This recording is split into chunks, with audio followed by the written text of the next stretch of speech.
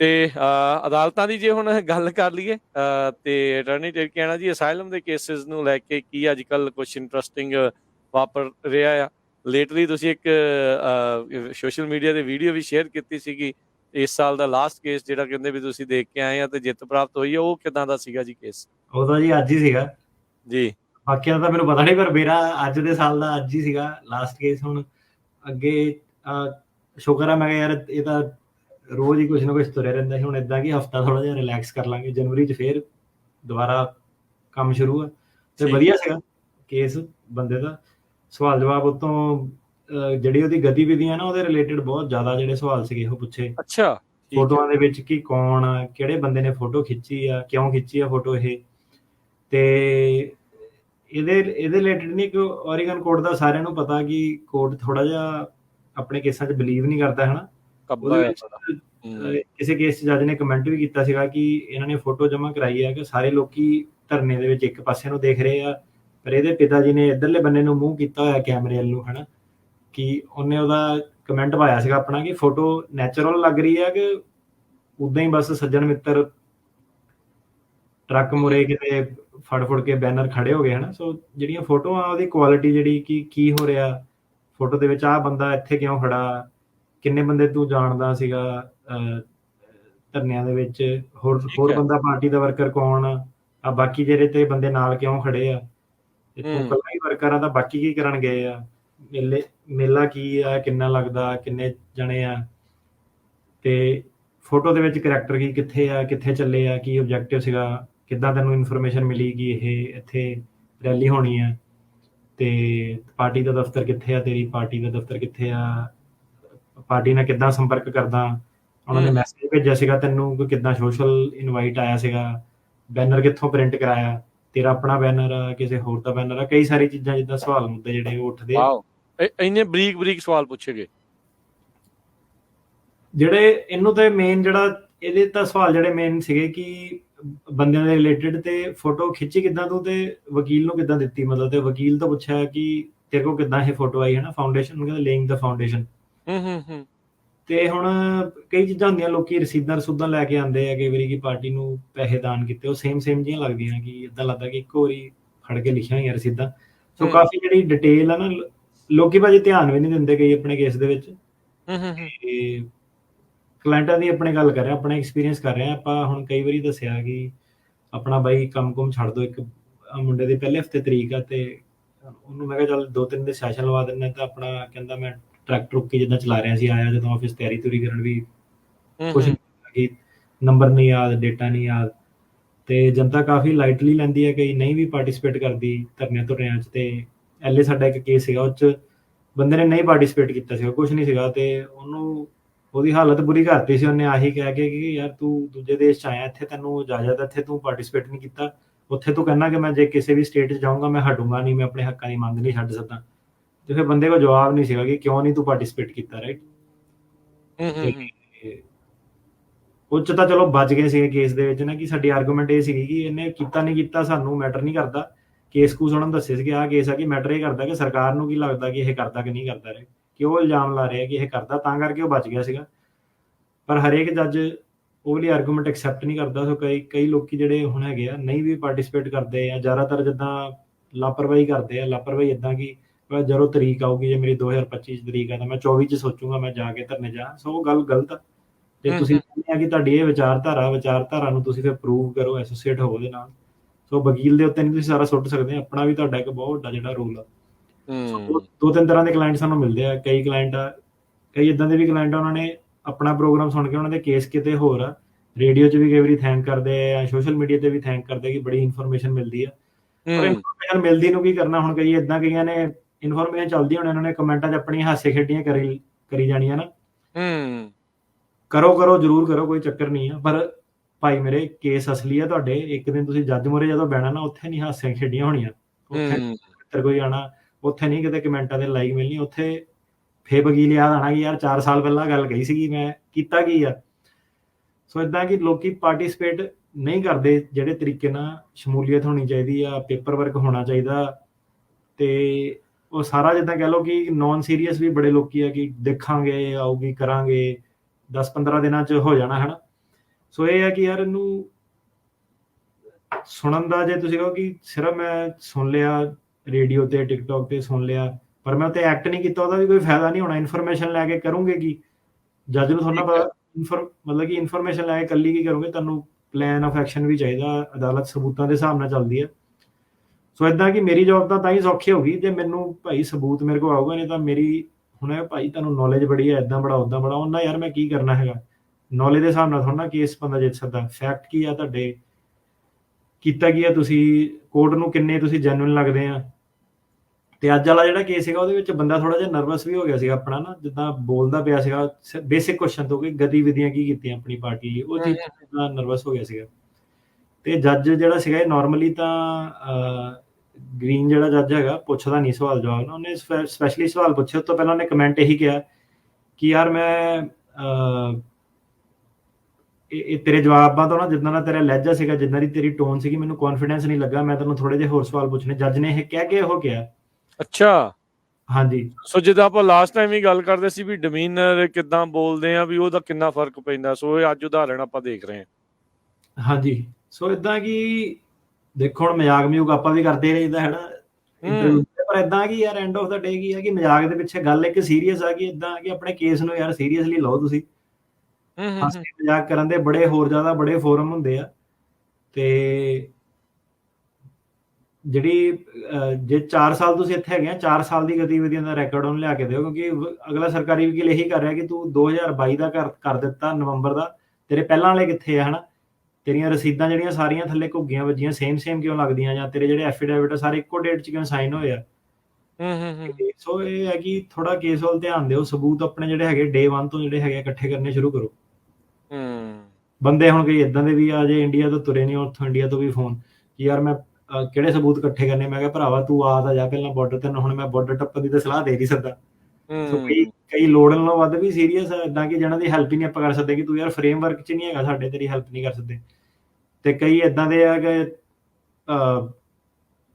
ਇੱਕ ਅੱਧਾ ਹੀ ਸੈਸ਼ਨ ਉਹਨਾਂ ਹੀਅਰਿੰਗ ਪ੍ਰੈਪ ਹੋਈ ਆ ਤੇ ਬੰਦਾ ਮਿਸਿੰਗ ਇਨ ਐਕਸ਼ਨ ਆ, ਕਦੀ ਟਰੱਕ ਦਾ ਜਿਹੜਾ ਲੈ ਕੇ ਗਿਆ ਹੋਇਆ, ਇੱਕ ਦਾ ਅਸਲੀ ਗੱਲ ਦੱਸ ਰਿਹਾ ਮੈਂ, ਆਪਣੇ ਵੱਲੋਂ ਨਹੀਂ ਬਣਾ ਰਿਹਾ।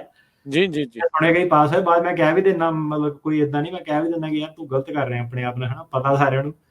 ਸੋ ਕਈਆਂ ਦਾ ਇਦਾਂ ਬਚ ਜਾਂਦੇ, ਸਰਕਾਰੀ ਵਕੀਲ ਸੌਖਾ ਆ ਜਾਂਦਾ, ਪਰ ਕਈ ਵਾਰੀ ਇਦਾਂ ਕਿ ਇਦਾਂ ਦੇ ਛੋਟੇ ਮਸਲਿਆਂ ਤੇ ਉਲਝਾਉਂਦੇ ਆ ਕਿ ਪੋਲੀਟੀਕਲ ਨੌਲੇਜ ਜਿੱਦਾਂ ਕਿੱਦਾਂ ਨਾ, ਤੇ ਬੰਦੇ ਨੂੰ ਰਾਜ ਸਭਾ ਲੋਕ ਸਭਾ ਦਾ ਨਹੀਂ ਪਤਾ, ਪੋਲੀਟੀਕਲ ਅਸਾਈਲਮ ਦਾ ਕੇਸ ਹੈ, ਸੀਟਾਂ ਕਾਹਦੀਆਂ ਸੀਗੀਆਂ, ਕਾਹਦੀਆਂ ਚੋਣਾਂ ਸੀਗੀਆਂ, ਕਿ ਰਾਜ ਸਭਾ ਦੇ ਵਿੱਚ ਲੋਕੀ ਕਿੱਦਾਂ ਇਲੈਕਟ ਹੁੰਦੇ ਆ। ਤੇ ਉਹਨੇ ਕਹਿਣਾ ਤੂੰ ਕਾਹਦਾ ਵੱਡਾ ਪੋਲੀਟੀਕਲ ਵਰਕਰ ਹੈ, ਤੈਨੂੰ ਇਹ ਨਹੀਂ ਪਤਾ ਕਿ ਦੋਨੋਂ ਸਟੇਟਾਂ ਦੇ ਵਿੱਚ ਕੀ ਰਾਜ ਸਭਾ ਲੋਕ ਸਭਾ ਦੀ ਇਲੈਕਸ਼ਨ ਦੇ ਵਿੱਚ ਕੀ ਫਰਕ ਆ, ਮਾਡਲ ਕੀ ਹੋਣਗੇ, ਕੀ ਪਾਵਰਾਂ ਕਿੱਦਾਂ।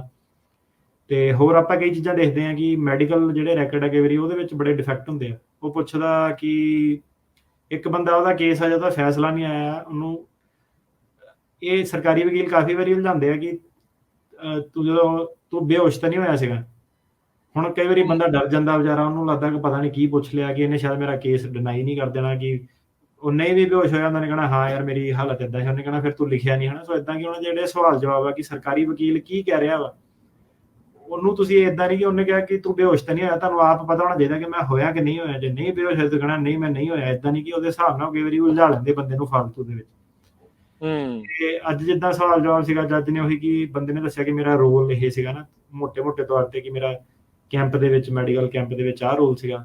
ਤੇ ਉਹਨੇ ਅੱਗੋਂ ਦੀ ਡਿਟੇਲ ਦੇ ਵਿੱਚ ਕਿ ਨਹੀਂ ਤੈਨੂੰ ਇਹ ਨਹੀਂ ਕਿ ਤੇਰੇ ਪਾਰਟੀ ਦਾ ਕੀ ਰੋਲ ਆ, ਤੇਰੇ ਇਕੱਲੇ ਦੇ ਰੋਲ ਦੀ ਗੱਲ ਹੋ ਰਹੀ ਹੈ ਕਿ ਤੂੰ ਕੀ ਕੀਤਾ ਉਹਦੇ ਵਿੱਚ, ਤੇਰਾ ਰੋਲ ਕੀ ਸੀਗਾ, ਕਿ ਮੈਂ ਕੁਰਸੀਆਂ ਸੈੱਟ ਕੀਤੀਆਂ, ਕਿ ਮੈਂ ਲੋਕਾਂ ਨੂੰ ਖਾਣਾ ਖਿਲਾਇਆ, ਕਿ ਮੈਂ ਲੋਕਾਂ ਨੂੰ ਲੈ ਕੇ ਆਇਆ, ਕਿ ਮੈਂ ਉਹਨਾਂ ਦੀ ਐਨਰੋਲਮੈਂਟ ਜਿਹੜੀ ਆ ਉਹ ਵਧਾਈ, ਤੇ ਉਹ ਜਿਹੜੇ ਕਿ ਗਰੀਬ ਕੁੜੀਆਂ ਦਾ ਵਿਆਹ ਕੀਤਾ। ਫਿਰ ਇਹ ਹੈ ਕਿ ਤੂੰ ਕੀ ਕੀਤਾ ਵਿੱਚ, ਤੇਰਾ ਕੀ ਰੋਲ ਸੀਗਾ, ਲੰਗਰ ਦੀ ਸੇਵਾ ਕੀਤੀ, ਕਿ ਗਰੀਬ ਕੁੜੀਆਂ ਨੂੰ ਆਇਡੈਂਟੀਫਾਈ ਕੀਤਾ, ਤੇਰਾ ਆਪਣਾ ਪਰਟੀਕੂਲਰ ਰੋਲ ਕੀ ਹੈ। ਤਾਂ ਸੋ ਇਹ ਜਿਹੜੇ ਸਾਰੇ ਸਵਾਲ ਆ, ਕੋਈ ਜੱਜ ਨੇ ਇਦਾਂ ਨਹੀਂ ਕਿ ਰੋਲ ਦੇਖ ਕੇ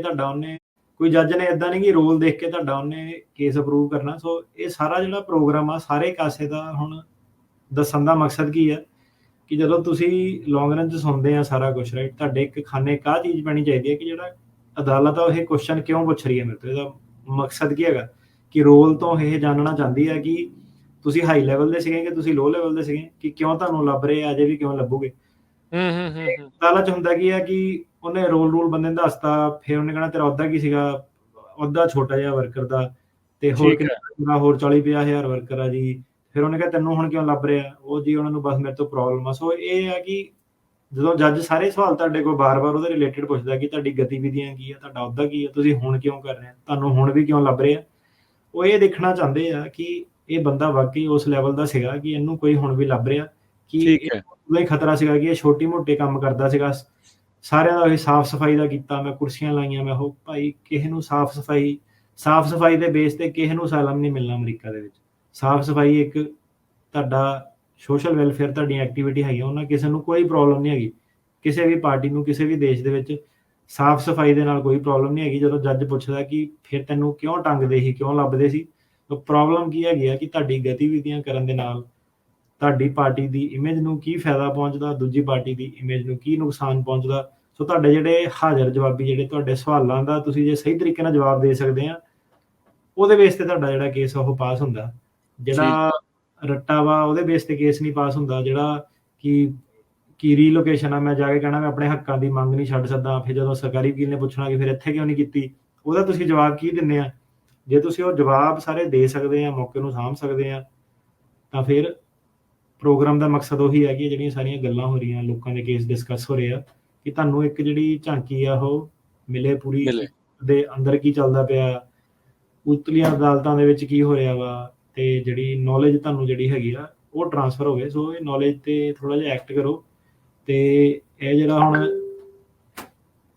ਲਾਈਵ ਮੇਰੀ ਫੀਡ ਚੱਲ ਰਹੀ, ਜੋਕਰ ਵੀ ਬੜੀ ਬਣਨ ਦੀ ਲੋਕੀ ਕੋਸ਼ਿਸ਼ ਕਰਦੇ ਭਾਈ। ਜੇ ਆਪਾਂ ਐਂਟਰਟੇਨ ਹੋਣਾ, ਆਪਾਂ ਸਟੈਂਡ ਅਪ ਦੇਖ ਸਕਦੇ ਆ। ਤੈਨੂੰ ਇੱਥੇ ਕਮੈਂਟ 'ਚ ਜੋਕਰ ਬਣ ਕੇ ਕੋਈ ਫਾਇਦਾ ਨਹੀਂ ਹੋਣਾ, ਕੇਸ ਤੇਰਾ ਹੀ ਆਣਾ ਇੱਕ ਦਿਨ। ਸੋ ਇਦਾਂ ਕਿ ਨੌਲੇਜ ਨੂੰ ਬਾਈ ਅਬਜ਼ੋਰਬ ਕਰੋ, ਤੇ ਬਾਕੀ ਜਿਹੜੀ ਉਹ ਆ ਕਿ ਸੱਜਣ ਮਿੱਤਰ ਦੀ ਹੈਲਪ ਕਰੋ ਜੇ ਕਿਸੇ ਨੂੰ ਨਹੀਂ ਪਤਾ, ਹਨਾ।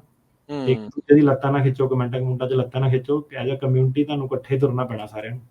ਯਾਰ ਨਹੀਂ, ਐਕਟੀਵਿਟੀਜ਼ ਕਰੋਗੇ ਤਾਂ ਕੇਸ ਤੁਹਾਡਾ ਸਟਰੋਂਗ ਆ। ਜੋ ਉੱਥੇ ਕਰਦੇ ਆਏ ਆ ਉਹੀ ਚੀਜ਼ ਇੱਥੇ ਕਰਦੇ ਰਹੋਗੇ, ਠੀਕ ਆ। ਦੇਖੋ, ਕਮਾਈਆਂ ਤਾਂ ਸਾਰੀ ਉਮਰ ਕਰਨੀਆਂ ਹੀ ਆ। ਕਮਾਈਆਂ ਕਰਨ ਦੇ ਲਈ ਤੁਸੀਂ ਇੱਥੇ ਆਏ ਆ, ਤੇ ਉਹ ਸੌਖੀਆਂ ਤਾਂ ਹੀ ਹੋਣਗੀਆਂ ਜੇ ਤੁਹਾਡਾ ਇਹ ਇੱਕ ਆਧਾਰ ਇੱਥੇ ਹੋਊਗਾ।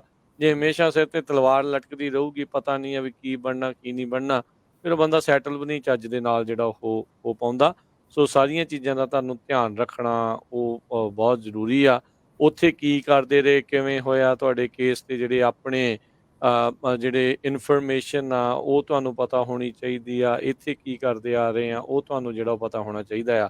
ਸੋ ਡੈਨੀ ਟਿਰਕੈਨਾ ਜੀ, ਕੀ ਹੁਣ ਇਨ ਪਰਸਨ ਹੀਅਰਿੰਗਸ ਜਿਹੜੀਆਂ ਉਹ ਜ਼ਿਆਦਾ ਹੋ ਰਹੀਆਂ ਆ, ਜਾਂ ਵੈਬਐਕਸ ਕਿੱਦਾਂ ਜਿਹੜਾ ਉਹ ਜ਼ਿਆਦਾ ਚੱਲ ਰਿਹਾ ਹੈਗਾ? ਸੋ ਇਹਨਾਂ ਨੇ ਆਪਣਾ ਅਪਡੇਟ ਦਿੱਤਾ ਹੁਣ, ਤੇ ਰੀਸੈਂਟਲੀ ਅਪਡੇਟ ਦਿੱਤਾ ਕਈ ਜੱਜਾਂ ਨੇ। ਤਾਂ ਇਹਨਾਂ ਦੀ ਵੈਸੇ ਤੁਸੀਂ ਜੇ ਜਾਓਗੇ ਨਾ ਆਪਣਾ ਜਿੱਦਾਂ for example San Francisco immigration court WebEx, ਜੇ ਤੁਸੀਂ ਪਾਓਗੇ, ਉਹਨਾਂ ਨੇ ਪੂਰਾ ਚਾਰਟ ਨਾ ਕਿਸੇ ਵੀ ਕੋਰਟ ਦਾ ਬਾਅਦ ਉਹਨਾਂ ਨੇ ਚਾਰਟ ਹੀ ਦਿੱਤਾ EOIR ਦਾ ਸਾਰੇ ਜੱਜਾਂ ਦਾ, ਕਿ ਕਿਹੜੇ ਜੱਜ ਆ ਜਿਹੜੇ। ਕਈਆਂ ਨੇ ਕਹਿਣਾ ਕਿ ਮੈਂ ਵੈਬਐਕਸ ਹੀ ਲੈਣੀ ਹੈ, ਕਈਆਂ ਨੇ ਕਿਹਾ ਕਿ ਇਨ ਪਰਸਨ ਲੈਣੀ। ਹੁਣ ਕਈ ਜੱਜਾਂ ਦੇ ਇਦਾਂ ਦੇ ਵੀ, ਹੁਣ ਸਾਨੂੰ ਇੱਕ ਨੇ ਐਲਏ ਬੁਲਾ ਲਿਆ ਹੈਗਾ ਬਿਨਾਂ ਮਤਲਬ ਦੇ ਨਾ ਸਵੇਰੇ, ਕਿ ਆਓ। ਠੀਕ ਹੈ। ਤੇ ਆਪਣਾ ਜੱਜਾਂ ਦਾ ਸਟਾਈਲ ਹੈ। ਕਈ ਜੱਜ ਜ਼ਿਆਦਾਤਰ ਵੈਬਐਕਸ ਵਾਲੇ ਆ, ਤੇ ਕਈ ਇਦਾਂ ਕਿ ਉਹ ਕਹਿੰਦੇ ਕਿ ਵਕੀਲ ਵੈਬਐਕਸ ਰਾਹੀਂ ਆਵੇ, ਤੇ ਜਿਹੜਾ ਬੰਦਾ ਵਾ ਉਹਨੂੰ ਇਨ ਪਰਸਨ ਆਉਣਾ ਪੈਣਾ। ਅੱਛਾ। ਤੇ ਜੋ ਵੀ ਤੁਹਾਡਾ ਨਾ ਆਪਣੇ ਜੱਜ ਦਾ ਹਿਸਾਬ ਕਿਤਾਬ ਆ, ਆਪਣੇ ਵਕੀਲ ਤੋਂ ਪੁੱਛੋ ਕਿ ਜੱਜ ਦਾ ਕੀ ਹਿਸਾਬ ਕਿਤਾਬ ਆ। ਤੇ ਸੇਮ ਚੀਜ਼ ਆ ਸਰਕਾਰੀ ਵਕੀਲ ਦਾ ਵੀ ਇਦਾਂ, ਕਈਆਂ ਨੂੰ ਉਹ ਬੁਲਾ ਲੈਂਦੇ ਆ, ਕਈ ਵਾਰੀ ਉਹ ਵੈਬ ਰਾਹੀਂ ਕਰਦੇ ਆ। ਤੇ ਹੋਰ ਇੱਕ ਅਪਡੇਟ ਇਹ ਹੈ ਕਿ ਕੌਂਕਰਡ ਜਿਹੜਾ ਸ਼ਹਿਰ ਹੈਗਾ ਵਾਲਨਟ ਕਰੀਕ ਦੇ ਨਾਲ, ਜਿਹੜਾ ਕੌਂਕਰਡ ਦੇ ਵਿੱਚ ਕੋਰਟ ਖੁੱਲ ਰਿਹਾ ਇਮੀਗ੍ਰੇਸ਼ਨ ਕੋਰਟ। ਤੇ ਛੋਟਾ ਮੋਟਾ ਨਹੀਂ, ਕਹਿੰਦੇ ਕਾਫੀ ਵੱਡੇ ਲੈਵਲ ਤੇ ਜਿਹੜਾ ਖੋਲਣਾ, ਮਤਲਬ ਕਿ 12 ਤੋਂ 24 ਜੱਜ ਉਹਨਾਂ ਨੇ ਜਿਹੜੇ ਆ ਉਹ ਕੌਂਕਰਡ ਦੇ ਵਿੱਚ ਰੱਖਣੇ ਆ। ਤੇ ਜਿਹੜਾ ਸੈਕਰਾਮੈਂਟੋ ਵਾਲਾ ਸੀਗਾ, ਸੈਕਰਾਮੈਂਟੋ ਵਾਲਾ ਵਧਿਆ ਨਹੀਂ ਕਦੀ ਕੋਰਟ, 4 ਕੀ ਜੱਜ ਸੀਗੇ, ਤੇ ਸੈਕਰਾਮੈਂਟੋ ਵਾਲਾ ਕੰਮ ਢਿੱਲਾ ਹੀ ਆ ਹੁਣ, ਤੇ ਉੱਥੇ ਹੀਅਰਿੰਗ ਵਗੈਰਾ ਨਹੀਂ ਆ ਰਹੀਆਂ ਸੀਗੀਆਂ। ਸੋ ਸੈਕਰਾਮੈਂਟੋ ਤੋਂ ਐਮਫੈਸਿਸ ਚੱਕ ਕੇ ਇਹਨਾਂ ਨੇ ਹੁਣ ਜਿਹੜਾ ਹੈਗਾ ਕੌਂਕਰਡ ਕੋਰਟ ਨੂੰ ਜਿਹੜਾ ਹੈਗਾ ਉੱਥੇ ਕਹਿੰਦੇ ਐਕਟਿਵ ਜਿਹੜਾ ਉਹ ਕਰਨਾ ਵਾ। ਤੇ ਸੈਨ ਹੋਜ਼ੇ ਦੀ ਵੀ ਉੱਡਦੀ ਖਬਰ ਆ, ਪਰ ਕੌਂਕਰਡ ਵਾਲਾ ਪਹਿਲਾਂ ਬਣੂਗਾ। ਇੱਕ ਜੱਜ ਕਹਿੰਦੀ ਸੀਗੀ ਐਲ ਵਾਲੀ ਦਾ ਦੇਗੀ, ਸੈਨ ਹੋਜ਼ੇ ਵੀ ਕਹਿੰਦੇ ਕੋਰਟ ਬਣਾ ਦੇਣਾ। ਤੇ ਦੇਖਦੇ ਆ ਜੇ ਫਰੈਸਨੋ ਬੈਲਟ ਵਾਲਾ ਜਾਂ ਸੈਨ ਹੋਜ਼ੇ ਦੀ ਬੈਲਟ ਵਾਲਾ, ਜੇ ਸੈਨ ਹੋਜ਼ੇ ਕੋਰਟ ਬਣ ਜਾਵੇ ਫਿਰ ਤਾਂ ਸਿਸਟਮ ਪੂਰਾ ਜਿਹੜਾ ਸੈੱਟ ਹੋ ਜਾਊਗਾ, ਕਿਉਂਕਿ ਸੈਨ ਫਰਾਂਸਿਸਕੋ ਜਿਹੜਾ ਹੈਗਾ ਕਨਵੀਨੀਅੰਟ ਨਹੀਂ ਪੈਂਦਾ ਕਿਸੇ ਨੂੰ ਵੀ ਉੱਥੇ। ਤੇ ਪਾਰਕਿੰਗ ਦੇ ਮਸਲੇ ਆ, ਹੋਰ ਜਾ ਕੇ ਵੀ ਉੱਥੇ ਟਾਈਮ ਬਹੁਤ ਖਰਾਬੀ, ਪਾਰਕਿੰਗ ਕਰੋ, ਜਾਓ ਆਓ ਜਾਓ। ਸੋ ਇਹ ਹੈ ਕਿ ਇਹ ਕੌਂਕਰਡ ਵਾਲਾ ਹੋ ਗਿਆ ਕੋਰਟ, ਜੇ ਸੈਨ ਹੋਜ਼ੇ ਵਾਲਾ ਜੇ 2 ਬਣ ਜਾਂਦੇ, ਇਹ ਫਿਰ ਜੱਜ ਨਵੇਂ ਆਪਣੇ ਭਰਤੀ ਕਰ ਰਹੇ ਆ। ਸੋ ਉਹਨਾਂ ਨਾਲ ਸਾਨੂੰ ਲੱਗਦਾ ਕਿ ਕਾਫੀ ਜਿਹੜਾ ਸਪੀਡ ਜਿਹੜੀ ਉਹ ਚੱਕੀ ਜਾਊਗੀ। ਤੇ ਇਹ ਵੀ ਉਹਨਾਂ ਨੇ ਕੁਝ ਸੰਕੇਤ ਦਿੱਤਾ ਹੈ ਵੀ ਕਿੰਨੇ ਕਦੋਂ ਕੁ ਤੱਕ ਜਿਹੜੇ ਇਹ ਬਣਾਉਣਗੇ, ਸਾਲ 2 ਸਾਲ 4 ਸਾਲ ਕੰਕੜ ਵਾਲਾ 5 ਤਾਂ ਇਹਨਾਂ ਨੇ ਕਿਹਾ 2023 ਚ ਬਣਾ ਦੇਣਾ ਇਹਨਾਂ ਨੇ, ਸਾਲ 2 ਅੱਛਾ ਸਾਲ ਨਹੀਂ, ਉਹਨਾਂ ਦਾ ਤਾਂ ਕੋਈ ਕੀ ਅਗਲੇ ਸਾਲ ਬਣ ਆਹੀ ਜਿਹੜਾ ਚੜ੍ਹਦੇ ਸਾਲ ਇਹਦੇ ਮਿਡ ਤੱਕ ਕਹਿੰਦੇ ਬਣ ਜਾਣਾ ਕੰਕੜ ਵਾਲਾ ਠੀਕ 12 ਹੈ 13 ਤੇ ਜਿਹੜੇ ਸੈਕਰਾਮੈਂਟੋ ਵਾਲੇ ਆ ਜਾਂ ਹੋਰ ਆ ਜਿਹੜੇ ਆਪਣੇ ਟ੍ਰੇਸੀ ਟੂਸੀ ਨਾਲ ਲਾਗੇ ਛਾਗੇ ਜਿਹੜੇ ਏਰੀਆ ਲੱਗਦੇ ਆ ਜਿਹਨਾਂ ਦੇ ਸੈਕਰਾਮੈਂਟੋ ਸੀ, ਉਹ ਉਹਨਾਂ ਨੇ ਫਿਰ ਆਪਣੇ ਜਿਹੜੇ ਕੇਸ ਸੀਗੇ ਤਾਈਓ ਇਹਨਾਂ ਨੇ ਸੈਕਰਾਮੈਂਟੋ ਦੀ ਨਾ ਹੀਰਿੰਗਾਂ ਸਸਪੈਂਡ ਕੀਤੀਆਂ ਸੀਗੀਆਂ, ਕਾਫੀ ਕੇਸ ਇਹਨਾਂ ਨੇ ਆਪਣੇ ਆਪ ਹੀ ਬਿਨਾਂ ਤੁਹਾਡੇ ਕਹੇ ਟ੍ਰਾਂਸਫਰ ਜਿਹੜੇ ਆ ਉਹ ਤੁਹਾਡੇ ਐਡਰੈਸ ਦੇ ਹਿਸਾਬ ਨਾਲ ਕੰਕੜ ਵਾਲੇ ਕੋਰਟ ਚ ਕਰ ਦੇਣੇ ਆ। ਪਰ ਆਪਣਾ ਤਜਰਬਾ ਇਹੀ ਰਿਹਾ ਕਿ ਜਿਹੜਾ ਨਵੇਂ ਜੱਜ ਆ ਨਾ ਜਿੰਨੇ ਵੀ ਸੀਗੇ ਤਕਰੀਬਨ ਸਾਰੇ ਇਹਨਾਂ ਨੇ ਵਧੀਆ ਹੀ ਹਾਇਰ ਕੀਤੇ, ਕੋਈ ਮਾੜਾ ਨਹੀਂ ਟੱਕਰਿਆ ਅਜੇ ਤੱਕ। ਸੋ ਇਦਾਂ ਕਿ ਕੰਕੜ ਵਾਲੀ ਕੋਰਟ 'ਚ ਵੀ ਹੋਪਫੁਲੀ ਵਧੀਆ ਜੱਜ ਪਾਣ ਭਰਤੀ ਕਰਨ ਇੱਕ ਵਾਰੀ, ਤੇ ਦੇਖਦੇ ਆ ਫਿਰ ਬਾਕੀ ਰੇਟਿੰਗ ਰੂਟਿੰਗ ਤਾਂ ਬਾਅਦ 'ਚ ਹੀ ਪਤਾ ਲੱਗੂਗੀ ਕੋਰਟ ਦਾ ਕੀ ਹਿਸਾਬ ਕਿਤਾਬ ਆ। ਸਾਲ ਬਾਅਦ ਹੀ ਪਤਾ ਲੱਗਦਾ ਹੈ ਰੇਟਿੰਗ ਦਾ ਕਿਸੇ ਵੀ ਜੱਜ ਦੀ, ਉਹ ਪੂਰਾ ਇੱਕ ਸੀਜ਼ਨ ਹੋਣ ਤੋਂ ਬਾਅਦ ਦੇ ਵਿੱਚ ਹੀ। ਸੋ ਦੇਖੋ ਕਿ ਜਿਹੜਾ ਇਸ ਦੇ ਵਿੱਚ ਜਿਹੜਾ ਉਹ ਹੁੰਦਾ ਆ, ਕਿਵੇਂ ਜਿਹੜਾ ਉਹ ਚੱਲਦਾ ਆ। ਸੋ ਇਹ ਜਿਹੜੀਆਂ ਕੁਝ ਅਪਡੇਟਸ ਜਿਹੜੀਆਂ ਉਹ ਚੱਲ ਰਹੀਆਂ ਆ ਇਸ ਪੂਰੇ ਜਿਹੜੇ ਉਹ ਮਾਮਲੇ ਦੇ ਵਿੱਚ।